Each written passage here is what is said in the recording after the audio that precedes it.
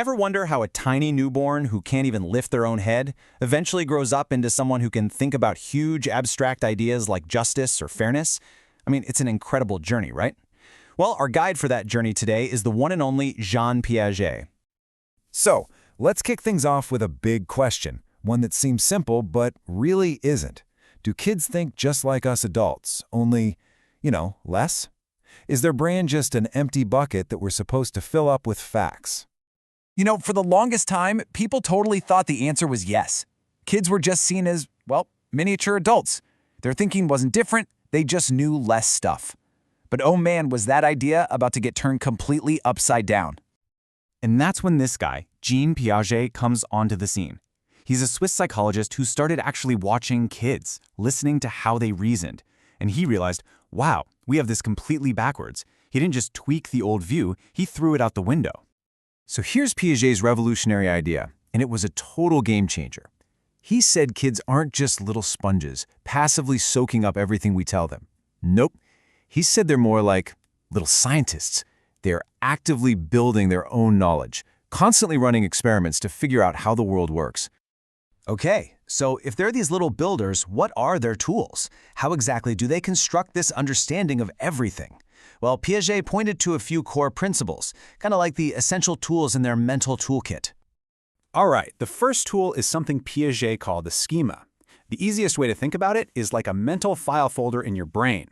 So a baby sees a dog for the first time. They create a new file folder, label it doggy, and start putting info inside. 4 legs, furry, has a tail, makes a woof sound. Okay, now here's where it gets really cool. The kid sees another dog, maybe a poodle. It looks a little different, but it's got 4 legs, it's furry, so they point and go, doggy. They've just assimilated that new info right into their existing doggy folder. Easy peasy. But then they see a cat. It's also got 4 legs and fur, but it meows. Uh-oh. That doesn't fit in the doggy folder, so they have to accommodate. They have to create a brand new file folder and label it kitty. And this constant dance, assimilating what fits and accommodating what doesn't, that's the engine that drives all learning. Piaget believed this whole building process doesn't just happen randomly. He argued it unfolds in 4 distinct stages. You could almost picture it like climbing a staircase. You can't skip a step, and each step you take gives you a totally new view of the world, a whole new way of thinking. So, here's the roadmap for that climb.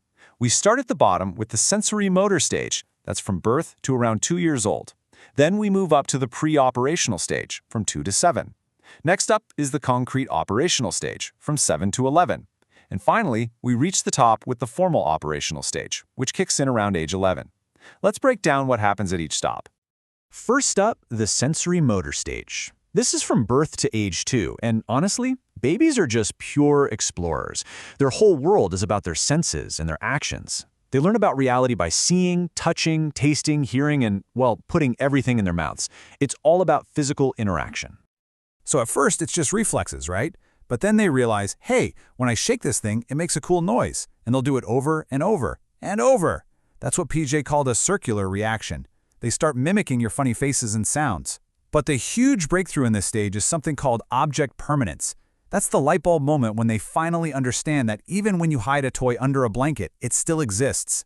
For a baby, that is a massive world-changing discovery. Out of sight is no longer out of mind. Okay, next up, from about 2 to 7 years old, we hit the pre-operational stage. And oh my gosh, this is the age of pure magic and imagination. Language just explodes, and suddenly a cardboard box isn't just a box, it's a rocket ship. A stick is a magic wand. Everything starts to stand for something else. But here's the thing. Their thinking isn't logical in the way we understand it. Not yet. They show what's called animism, the belief that their teddy bear has feelings, or the sun is sleepy at night. They also can't mentally rewind things. That's irreversibility. Their whole world is run by intuition and magic, not cold, hard logic. And the absolute signature move of this stage is egocentrism. Now, this doesn't mean they're selfish. It just means they physically cannot imagine a viewpoint other than their own. It's why a toddler will hide by just covering their own eyes. In their mind, if they can't see you, then you definitely can't see them. From their perspective, the entire universe is staged just for them. Then, around 7 years old, their brains take this massive leap forward. We're in the concrete operational stage now. And for the first time, real logical thought arrives on the scene. Thinking gets way more organized, way more adult-like. But there's a catch. Now they get the idea of conservation. You know that classic experiment? You pour water from a short, fat glass into a tall, skinny one. A younger kid would say the tall glass has more. But a kid in this stage knows it's the same amount. They can mentally pour it back. They can sort things, order them from smallest to biggest. But here's the catch I mentioned. All this awesome new logic, it only works for things that are, well, concrete.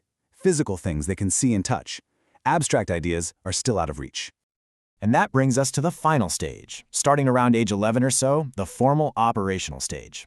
This is it. The training wheels are officially off their thinking. They're no longer stuck in the world of physical objects. Their minds can finally soar into the world of pure ideas. This is when we start to grapple with big, abstract concepts, things like love, justice, morality. We can do hypothetical reasoning. We can ask what if and really think through the possibilities. We can think systematically, like a true scientist, testing ideas in our heads. This is the bedrock of adult thinking. So there you have it, the whole journey from a world of pure sensation to a world of complex ideas. But look, Piaget came up with this stuff a long time ago, so why are we still talking about it? Why does it still matter so much? Well, of course, like any big theory, it's not perfect. It's definitely been challenged. Newer research shows that Piaget probably underestimated what kids can do at certain ages. These stages might be a bit more blurry and less like rigid steps.